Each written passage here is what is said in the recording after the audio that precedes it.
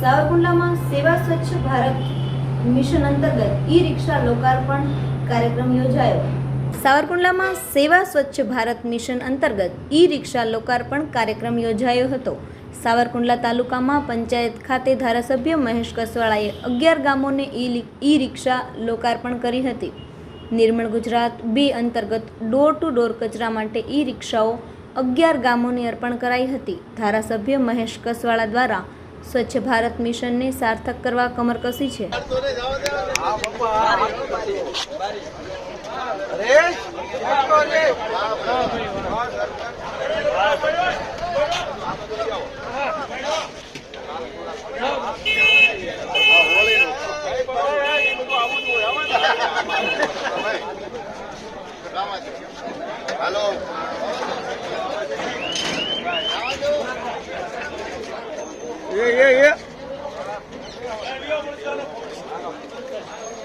મોરે મોરો દે એમ જો મોરે મોરો નો દે યાર ભલે આવે